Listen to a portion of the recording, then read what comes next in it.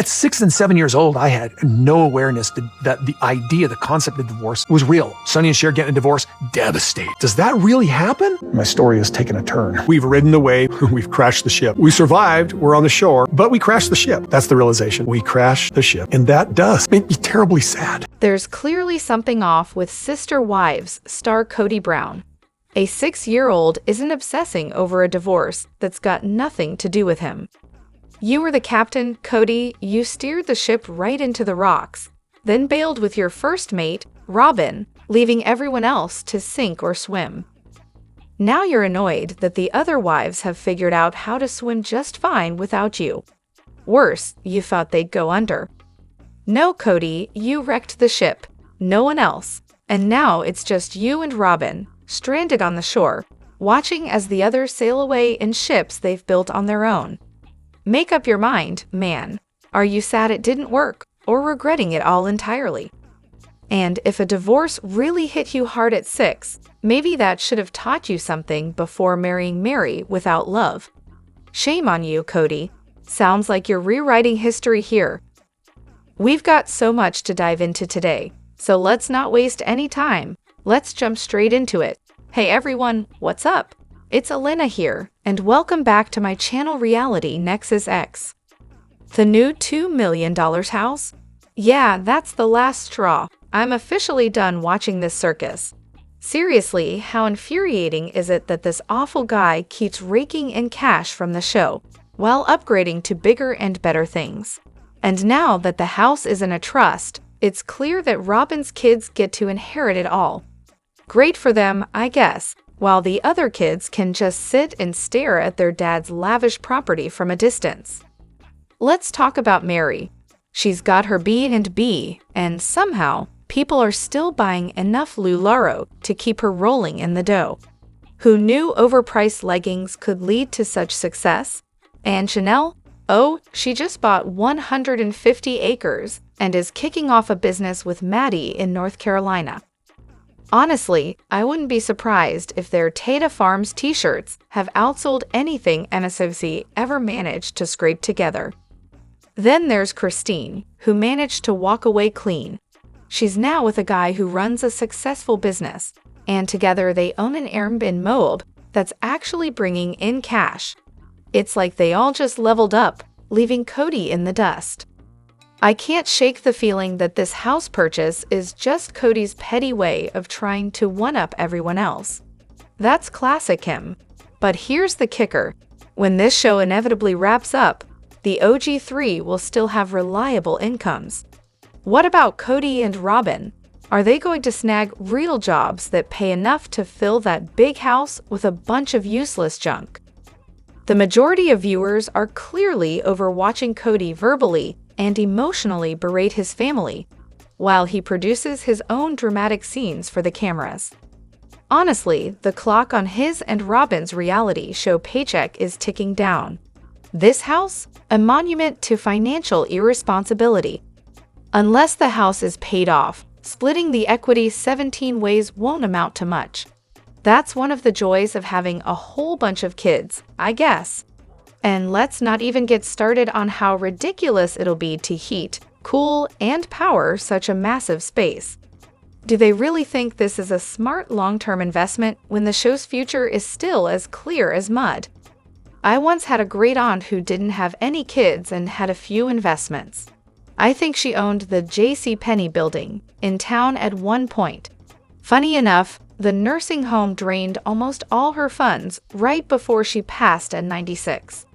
The remaining estate was split 15 ways, and I think I ended up with a whopping $126. So yeah, good luck with that, Kody. So everyone's outraged over the new house, but Garrison's situation doesn't seem to bother anyone. I'm honestly shocked by the number of comments I've seen recently claiming this is the last straw that'll drive them to stop watching. But when I mentioned the same thing after Garrison's death, I got downvoted like crazy. Seriously, what kind of morals are we dealing with here? A house is what finally pushed you over the edge, but Kody calling his kids jerks and a family member's suicide referenced in a note didn't even register. I can't help but chuckle at all the comments asking how they can afford this new mansion. Newsflash, folks, we bought them that house. We tune in every week and dissect every little detail right here. That's how they're able to afford a massive house, while Christine can swing 2 properties and Janelle is off starting a freaking flower farm or whatever. It's almost like we're funding their reality show dreams. Sister Wives star Robin Brown played the long game and outsmarted everyone. She's isolated Kody from his family, not for love, but for financial gain, ensuring that only her kids inherit.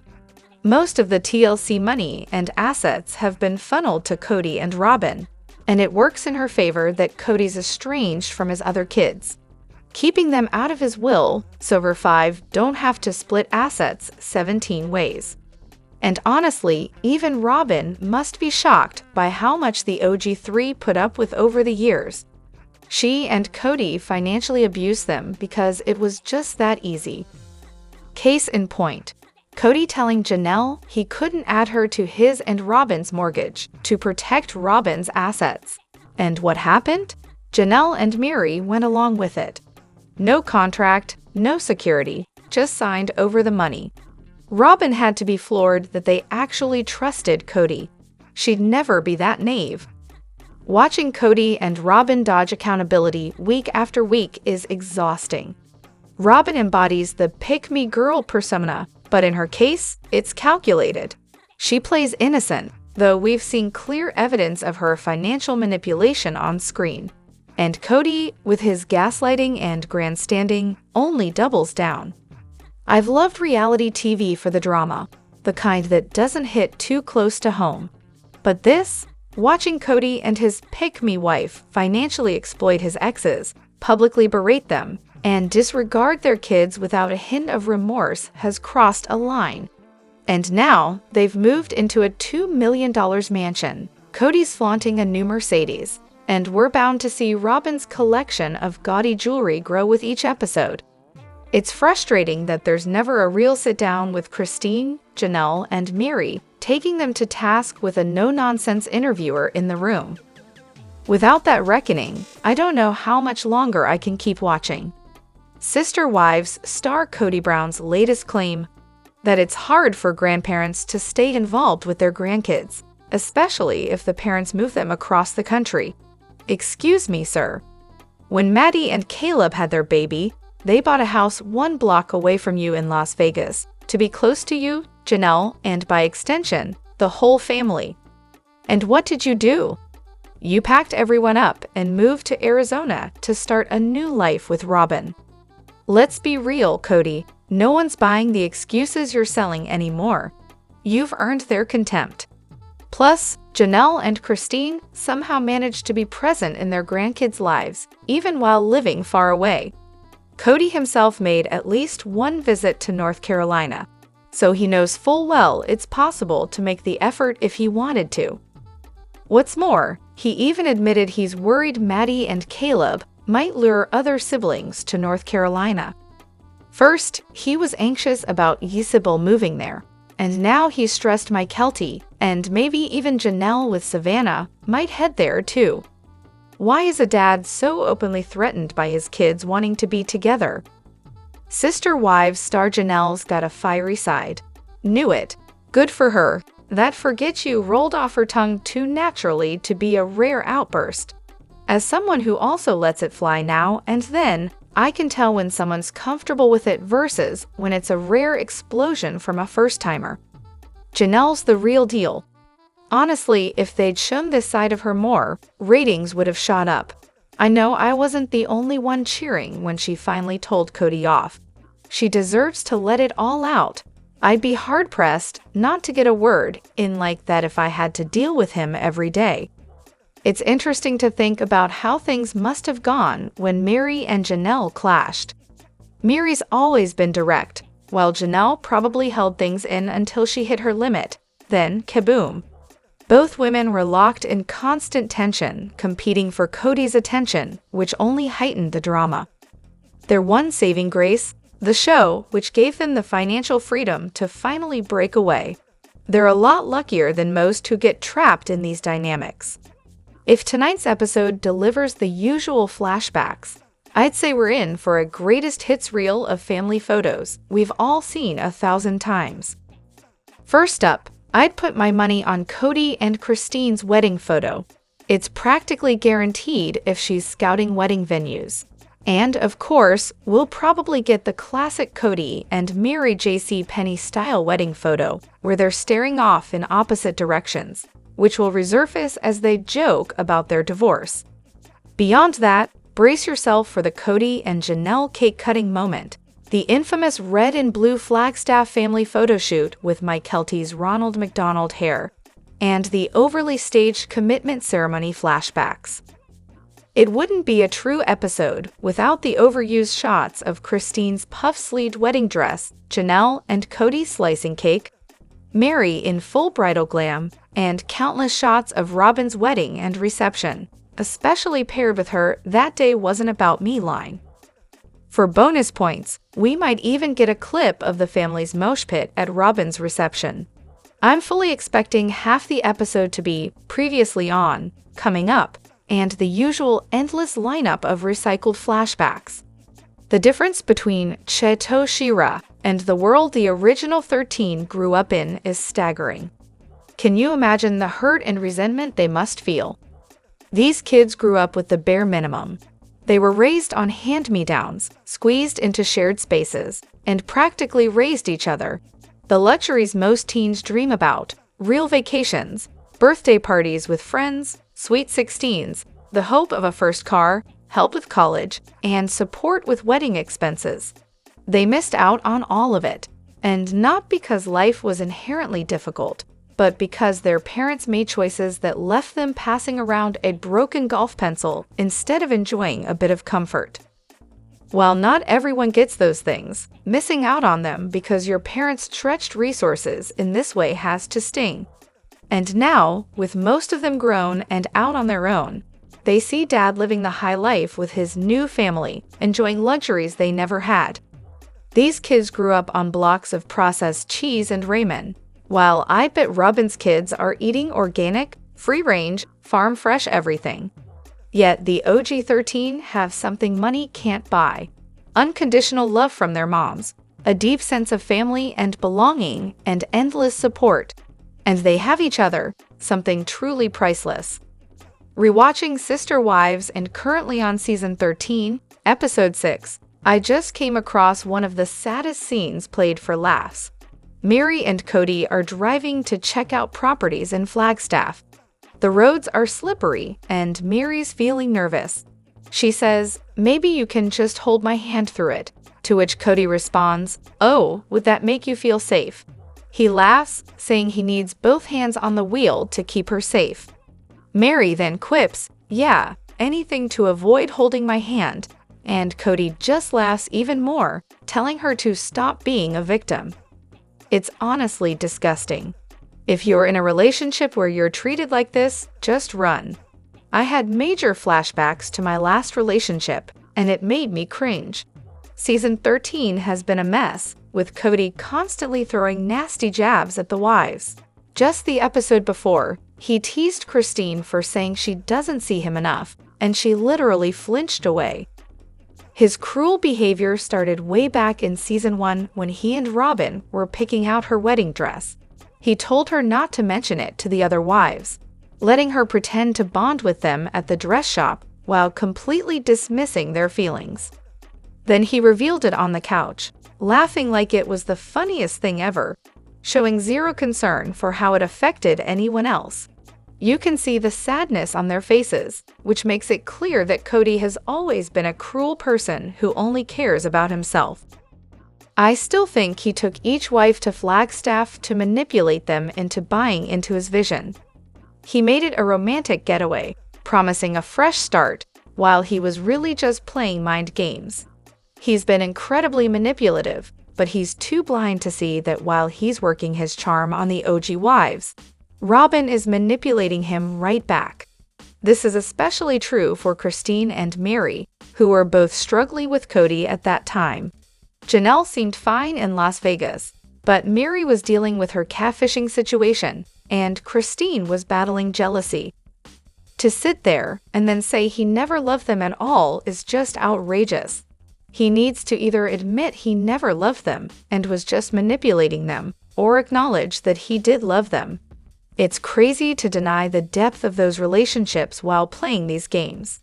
In case anyone's wondering about the significance of the name Whitestone Trust for Kody and Robin, here's a little historical context. In some cultures, trial judges would cast their votes on a verdict by depositing either a black stone or a white stone into a bowl or urn. A black stone indicated a guilty verdict, while a white stone meant the accused was deemed innocent. If the accused received more white stones than black, they were acquitted.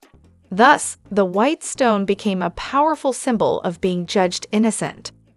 It's almost laughable how clever they think they are with this name. I can totally see sister wives star Kody Brown and Robin jumping into the horse game.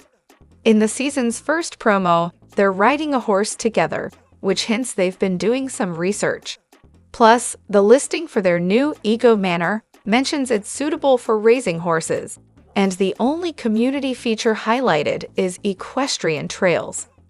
They both wear horse-themed jewelry too, which shows they have a real affinity for them. Janelle even mentioned that Kody has been spending a ridiculous amount on trailers, and let's be honest, if you're getting into horses, you definitely need a specialized horse trailer for transport. Kody could see horses as a potential investment. He has that weird obsession with bloodlines and breeding. For instance, a Triple Crown winner can have stud fees upwards of $200,000, and with the right female horses, one stallion could breed with 100 to 200 mares each year, generating a hefty profit from the foals based on their bloodlines. Also, we've seen hints that Kody might be dabbling in gambling. And let's not forget that a lot of old-school gamblers got their start at the horse track. If I remember correctly, one of Robin's kids mentioned wanting horses at some point. Maybe it was Bri or Aurora who talked about getting a dog, but then switched to wanting a horse instead. That said, the idea of using horses for breeding feels pretty gross. I know it's not the same as puppy mills, but it has that same vibe. I can't help but feel like this is something Kody and Robin would do. They can be pretty vile about their pursuits. Overall, I don't think Kody is aiming for some high-end Triple Crown breeding operation. It seems more likely to be something on a smaller scale, maybe even something sketchy. What do you think? If you have any thoughts to add to this prediction, I'd be happy to edit it in. So if the reality star Kody and Robin bought another house while still carrying the McMansion mortgage, the question is, can they really afford 2 mortgages? Sure, they're clearly raking in some cash, but can they handle an almost $30,000 monthly mortgage bill plus their spending habits? Sarah Fraser from The Sarah Fraser Show has been saying for a while that she believes they're this wealthy, but it seems a bit far-fetched. I guess Kody's contract with TLC must be significantly higher than the wives', which could explain why he seems to be doing better financially. However, it's hard to believe he saved any of the money he had when he was still pulling in those 3 additional incomes, especially considering how much he and Robin love their gaudy jewelry and hideous artwork. From what we see, Kody doesn't seem to contribute to any household except Robin's. Plus, it's likely he's taken some of the OG3's money along the way. If anyone's pulling in more than the others, it's probably Christine, who has been quite successful since leaving him. That said, when you put Kody and Robin together, they likely bring in double what the OG wives are making. But the wives don't flaunt their wealth the way Kody and Robin do. They also seem to be focusing more on their futures beyond the show, whereas Kody and Robin seem less concerned with that long-term planning, especially when it comes to leaving something for their kids. Sure, Kody and Robin must have qualified for their mortgage, which means the bank thinks they can afford it. I just don't understand why this community seems to think they aren't wealthy. What do you think? Are they really as financially stable as it seems, or is it all just smoke and mirrors? Let me know what you think in the comments. Don't forget to hit that like button and subscribe to my channel. I'll see you in the next video. Take care and much love to you all.